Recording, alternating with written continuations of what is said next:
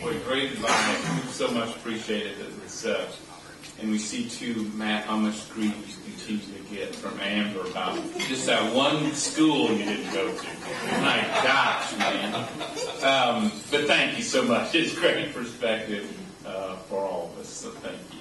I'd like to introduce to you now Marine Sergeant James Eddie Wright, who is our local hometown hero from Willis, Texas. On April 7th, 2004, while serving as assistant team leader with Bravo Company, 1st Reconnaissance Battalion in the Al-Anbar province of Iraq, Sergeant Wright was hit by a rocket-propelled grenade.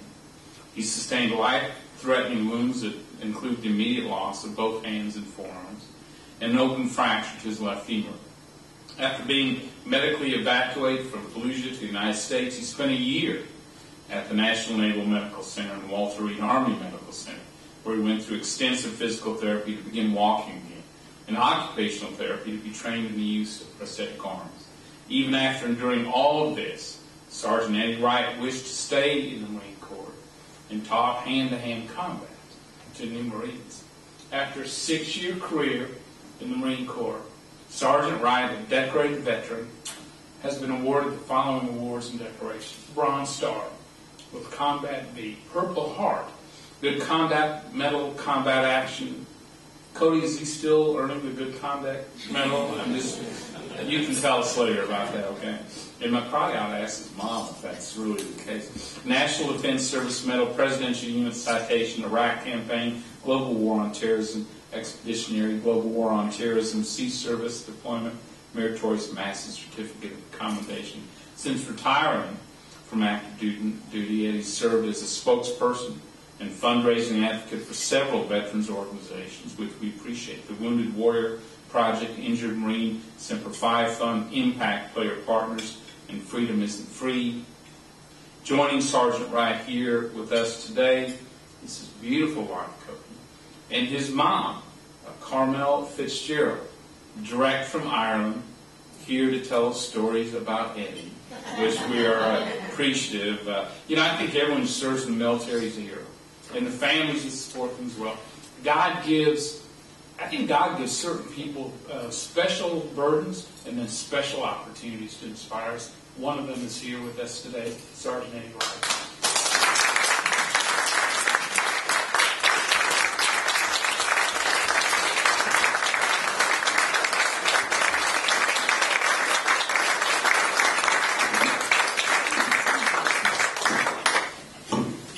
If I can get this up to adult level here.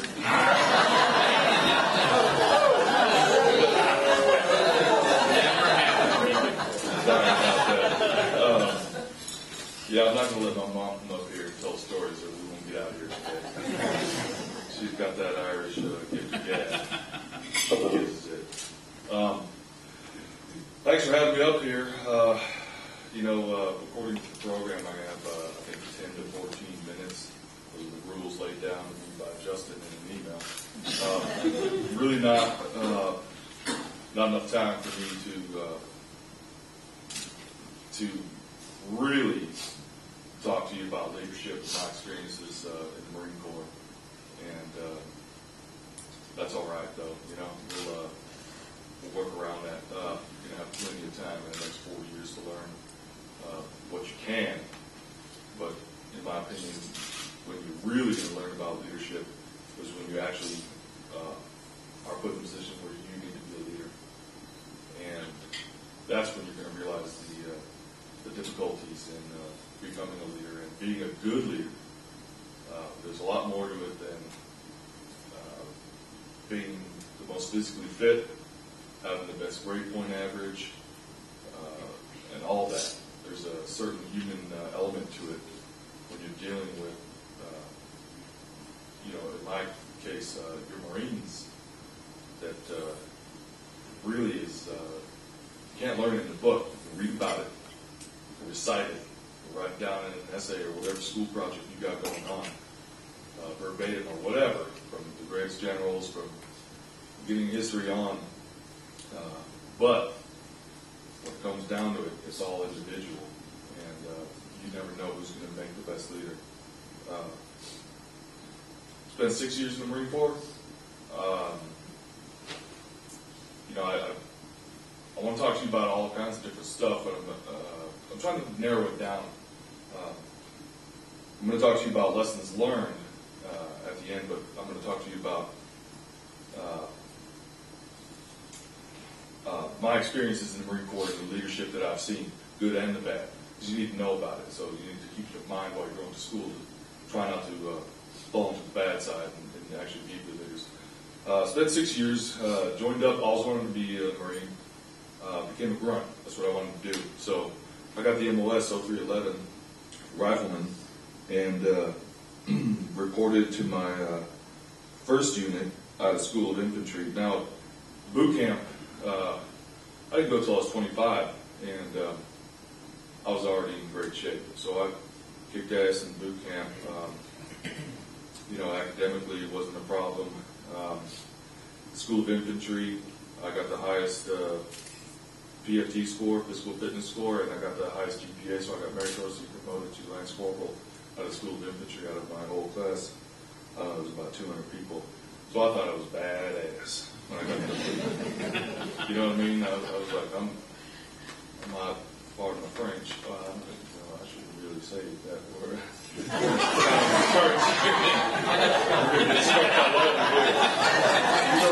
Anyway, I thought I knew it all. I was a little bit older than my fellow graduates.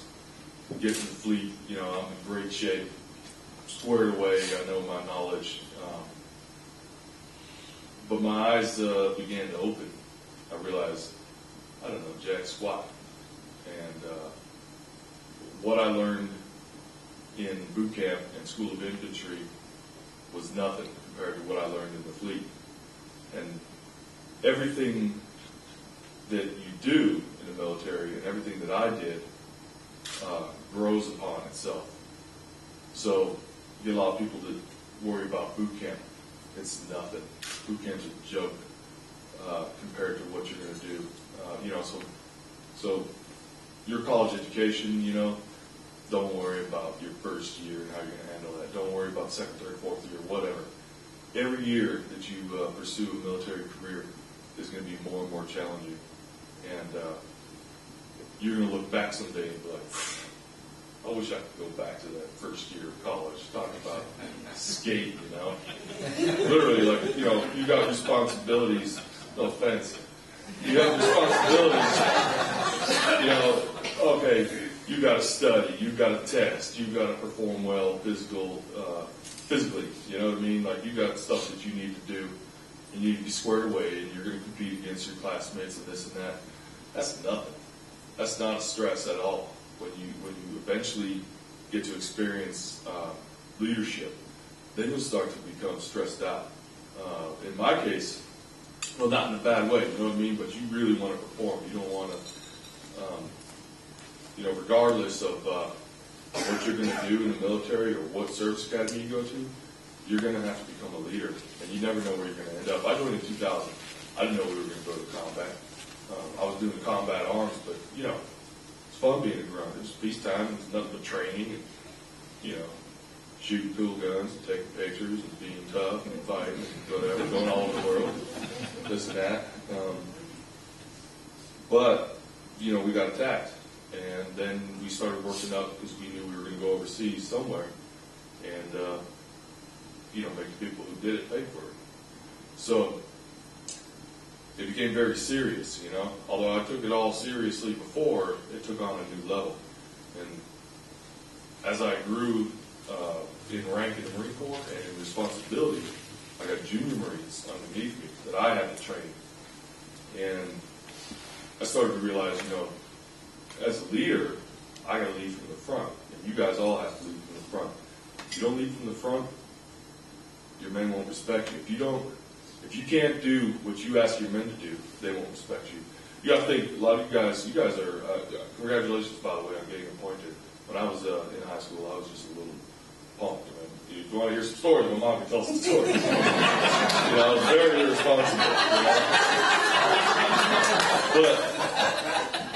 But I could fight. I was a fighter. I grew up fighting. I like to do that. I hung out with a rough crowd, and a lot of guys you guys are going to be tasked with leading are people like that. You know, they're going to gaff you off instantly until you earn their respect. And so that's one of your biggest challenges, is leading from the front and earning that respect. You got to earn it. You can't. Doesn't matter how many degrees you have, doesn't matter how many stars, bars, or whatever you've got going on. You have to earn it. It's like you got to get your street credits. You know what I mean? So that's going to be a big challenge for you guys. I spent, I'll rewind it a little bit. I spent 6 years in the Corps. Started out in the grunts. Really, really enjoyed it.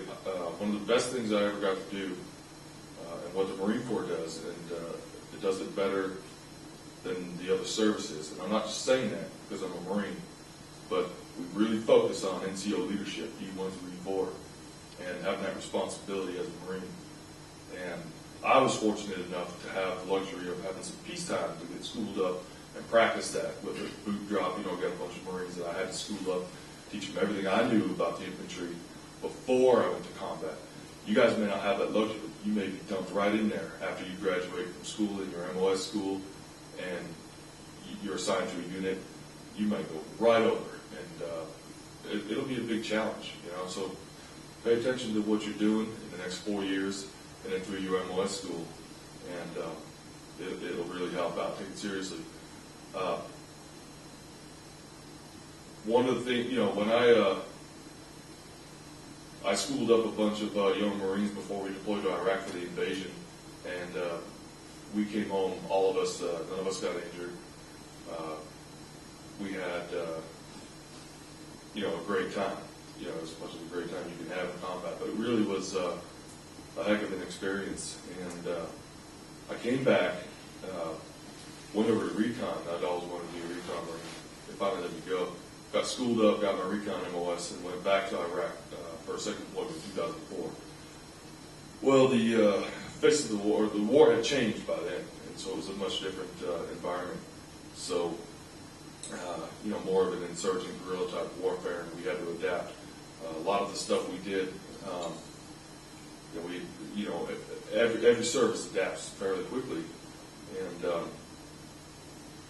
we had some good leaders and some bad leaders. Now, you're going to run into some bad leadership throughout your career, and you're going to recognize it, and that's fine. Not everybody can be super squared away. You're going to run into people that, you know, like a PFC, that'll blow your mind, the things that they do in combat, you know, with barely any training. They just have it. You know, they're squared away like that. And you'll be very impressed by people like that. I'll try to stay focused here. One thing as a leader, you know, if I can do, I figured I'd come here today, and I wanted to give you guys 1 or 2 points of advice, but I was thinking last night to myself, and I was talking to one of my Marine buddies about coming down here. And, you know, when I got ambushed, there was probably like 60 people ambushing us, 23 Marines. It was a hell of a fight. It went on for about an hour and a half. I got injured in the first minute of it. I had to sit for 45 minutes with tourniquets waiting for the medevac chopper to come while the firefight was going on around me. It was too hot at the LZ for any helicopters to come in. It was busy. It was a Fallujah. But we had some Marines really step up that day. Guys that had never been in combat before, Lance Corporals and even First Sergeant, you know, maybe he was in the first Gulf War, but if that was, yeah, that was combat, but not really drawn out combat. But so some amazing things happened. You know, even myself, when I look back, I'm like, hell, I don't know how the heck I made it through that day. You know, I don't know how I got the hand shot off, and I'm still sitting there as a corporal trying to be like, hey, get somebody on the gun, get, this and that, get our comm plan going, get our signal plan going, or we got to link back up with the platoon, blah, blah, blah, all this stuff. And it all comes down to my training, and it all kicks in.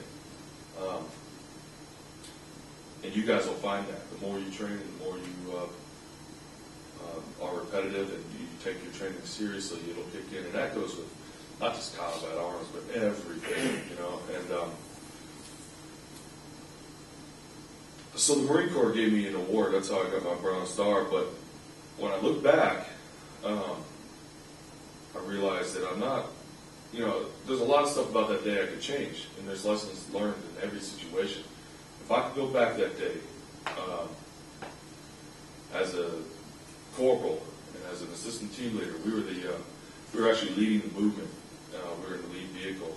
I stopped that convoy twice. I knew we were going to get ambushed. We had you guys will start to understand all this jargon as you go through school. You either have mission as priority, or time as priority. And in this case, we had to get to where we were going within a certain time because we had stuff going on in Fallujah, and the commanding general was at the time, and the colonel at the time who was in charge of our RCT, Colonel Toole, and he's a general now. We had it was critical that we get where we're going. So our leadership really couldn't afford the luxury of us staying stopped and trying to find out a different route or observing what was going on more. From the rear, where they couldn't see what was really going on up in the front, they were radioing back like, all right, let's get going again. So we knew we were going to get ambushed, and we rolled into it knowing that. So as a leader, you're going to have to know that that's going to happen sometimes, or if it happens, it may happen. It's not necessarily going to happen, but you're going to have to make difficult decisions and live with them. I have a regret that, as a leader and as a young Marine, corporal, that I didn't assert my knowledge a little bit more forcefully. I could have, when you look back, you can always do lessons learned. It's best not to do it and be like, I wish I would have done this because it would have saved people's lives. Try to learn these lessons without people dying. But if you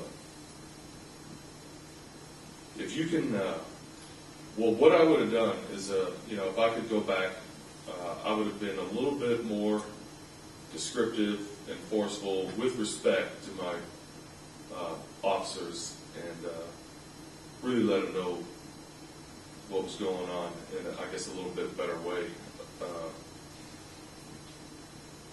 As officers, you're going to be faced with that situation too. You're going to get orders from senior officers, and you're going to have to follow them. One thing that's hard in the military structure is following orders that you know are stupid and ridiculous. But you got to do it. There's no choice. But what you'll learn as you kind of get a little bit more salty and start to finesse your leadership skills is you can work with those orders, and you can do a little bit, be a little creative, you know what I mean? So don't assume, I guess in a long drawn out way, don't assume that your lack of rank and lack of authority is an absolute hindrance and that you don't have a say. Because you can actually apply your knowledge and your wisdom a lot more than you may think. It takes a while to kind of figure that out. It took me a while anyways, but I didn't have 4 years of awesome academy learning. But anyway, starting to ramble on here. But, I guess if I could give you a couple of pointers, you're always going to be learning. Don't ever get complacent. Don't ever think that you know it all. Don't think that you can't learn something from your PFCs and your Lance Corporals like your young enlisted Marines. They're always going to be teaching you stuff. Respect the knowledge that these guys have. When you get to the fleet, whatever service you're in, you're coming to the world's most salty military. I don't know any other country, any time period, with so much combat experience.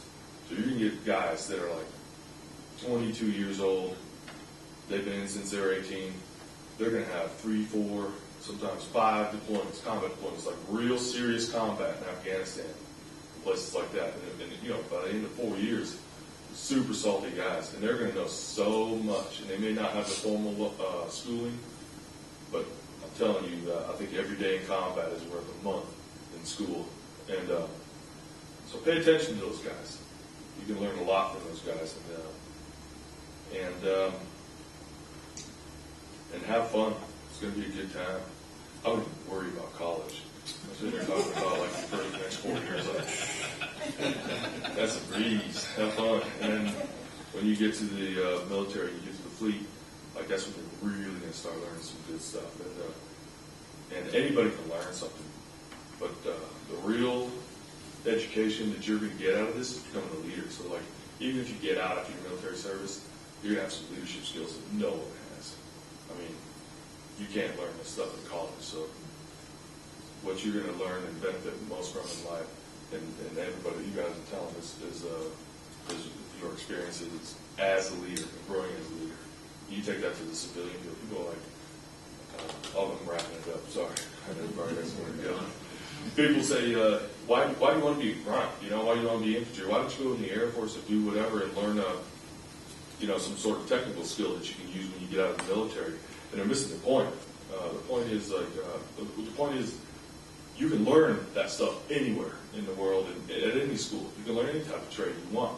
But what you can't learn is how to be a leader, unless you're put in a position where you need to step up to the plate and be a leader. You know, so enjoy it, and later in life you can look back and realize it's the best decision you ever made. And don't quit. I really hate quitters like you guys are talking about. Never, ever a good enough reason to quit. Ever. It's 4 years. It's not long at all. So I appreciate you guys letting me talk, and once again, thank you, sir. Always a pleasure to hijack your microphone. Ramble on. That's good.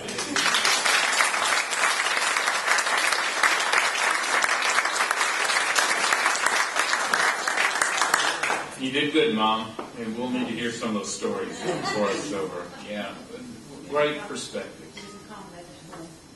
Hand to hand. First, I want to thank Matt and Amber. Thanks so much for being here and your perspective. We have a small gift for you. Small gift for you from our congressional office. Hope you enjoy it. So thank you both very much.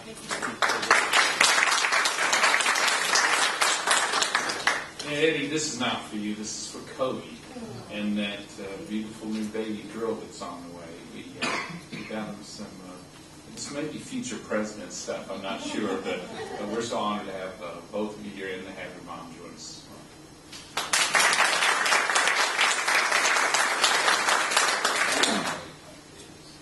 Well, I hope graduates, I hope you've enjoyed hearing from these amazing individuals. I hope you take their stories and recommendations to heart. I want to thank each of you for volunteering to serve your nation, and I wish you all the best of luck in your first year. Clearly, after listening to Matt, Amber, and Eddie, quitting is not an option, clearly, or we'll all be held accountable, surely. The truth of the matter is you're going to meet every test and exceed it and become leaders in this country. And that's why we selected you from a group of awfully talented people, because we believe you have a servant heart, and that's what type of leaders we need in this country. Parents, thank you for raising such outstanding young men and women, and I hope you'll take this opportunity. What we've learned over the years, there's this great network of parents, whose kids are at the academy. Boy, take full advantage. As you said, don't ask what if. Take full advantage of that. We have Tim Sisk here. He and Beverly Tim is a West Point graduate himself. His son, Tim's son, is a West Point graduate. His other son's interning with us in Washington right now, as a matter of fact. Just a great family, but Tim is here as well. They'll be a great resource as well. Please take advantage of that. Exchange information with each other so you can stay in touch. And as Matt said, exchange information with us. We want to know how it's going there. We want to keep track of you as you go forward. I want to thank again those who made this breakfast possible. I want to thank Chef Stephen for a delicious breakfast. Is the chef here? Well, tell him thank you, Andy. This is really, you guys are so great in hosting us. To our guest speakers, we appreciate so much your words of wisdom and joining with us today. And please too know that our office is here to serve all of you. So don't hesitate to call or email us if we can be of assistance. You can also follow us on Facebook, Twitter, YouTube, if you'd like, and become our friends on those sites as well. We really like to develop a strong network of Academy grads here in the 8th Congressional District. And I also think one of the reasons we're able to provide an opportunity for so many young people is that those before you have done such a terrific job. I mean, those before you have really opened up the opportunity for you to serve. And so now, this is your opportunity to blaze a trail so that when they're looking at young people in the future from our district, they say, well, we know the caliber of the leaders from the 8th Congressional District. So you'll be an inspiration that a student needs at next year's breakfast. So before we close, again, this is a great breakfast for me. I hope you guys enjoy it. Before we close, I'd like to invite back Pastor Andy Nixon, who's one of the leaders here at the church. And this church just plays a great role in our community. They're so hospitable as well. And Pastor Nixon, if you would give us a benediction, lead us in prayer, and close us out. Thank you. Thank you, Mr. Brady. Before I pray, Eddie, I've wanted to say badass in this church so many times.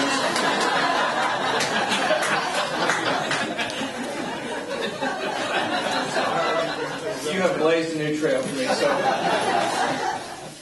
I was blessed by you. Thank you. And just thank you all for being here. And I hope you know we're here as the Woodlands Young Methodist Church, but I certainly will be, and we actually have some of our folks here today, praying for you. Just because I know what you do matters, and it matters not only to our country, but as I've met people who do what you do, I've never met anybody who's a true person of courage who's not also a true person of faith. Those two, to me, go hand in hand. So please know that you always have friends here. If there's anything we can do for you at the Woodlands United Methodist Church or me as a pastor, please be in touch. Let us pray. Gracious God, we thank you for the gift this morning and the true gifts of discipline and courage that we've seen. We thank you for the heroism that is in this room, that has demonstrated itself in the past and will demonstrate itself in the future. We thank you for the gift of these young people that, as they come to fruition over these next months and years, will be blessings to all of us for a lifetime. So we're thankful to you, God, that you have planted such gifts and such fine young men and women who are gathered here. Be with us and bless us. Again, be with our nation. We ask that you would inspire the leaders of all kinds to look to you for guidance and above all, to put service above self. Because when we do so, it's amazing how great things happen in your name. All this we offer in Christ's holy name, and as God's people we say together, amen. Thank you so much for coming. We are dismissed.